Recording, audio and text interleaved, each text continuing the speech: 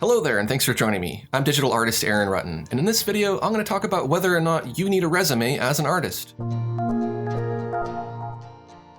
So I know everybody hates putting together a resume. I certainly don't like doing it. It's really boring. You have to remember all these specifics about what you've done in the past. And from an employer or client's perspective, it's boring to read as well. There are much better ways to get an idea of what an artist can do than by reading a page of paper. So before I answer the question about whether or not you need a resume, I want to talk a little bit about what prompted me to make this video. I've had a few comments recently of people saying, I went to Aaron's website, he doesn't even have a resume, so he's not a professional, don't listen to this guy.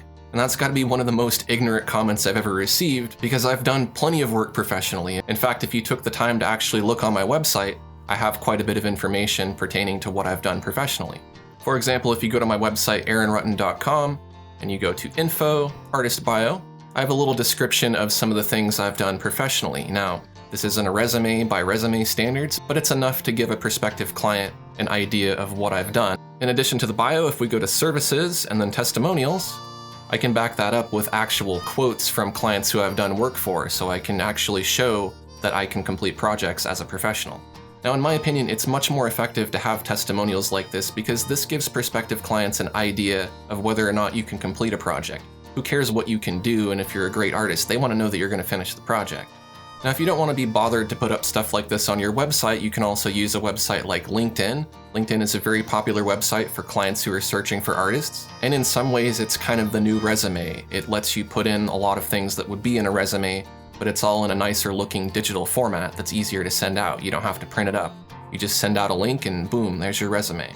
As an artist, you could also use something like Behance. I've been really lazy with Behance. I've only put up a couple of things, so by no means is this even anywhere close to being complete. It's really just a couple of things I put up just to try out Behance. Now, really, for somebody like me, I don't really need a resume at this point in my career because I'm pretty well known. If people want to hire me, it's going to be because they found out about me some other way, not through my resume. For example, if you go to gumroad.com/Aaron Rutten, I'm selling courses there.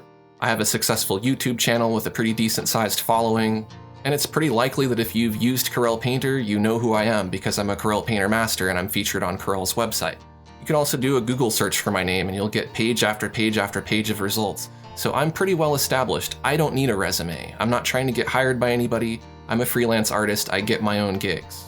But the point of this video is not for me to sit here and defend myself about whether or not I'm a professional. It's to answer the question, do you need a resume as an artist to be successful? And it really comes down to what kind of artist you are. Are you a freelance artist like me, or are you trying to get hired by a company? If you're trying to get hired by a company, you might need a resume because they might require a resume. Now, some companies will just look at an artist's portfolio and decide. Some companies really care about who you've worked for, and they care about reading that piece of paper. So if you're trying to get hired, it doesn't hurt to have a resume. Go ahead and put one together and have it just in case.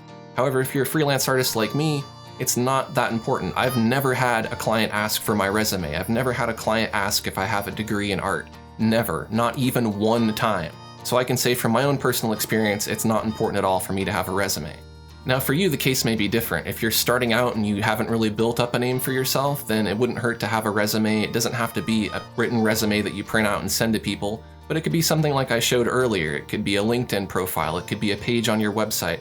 It could be testimonials from your clients, it could be your art portfolio, it could be Behance or DeviantArt. Any of these things are great for putting up as a link or sending to prospective clients so that whether you're going to them or they're coming to you, they can see the work that you've done and they can know that you're a quality artist.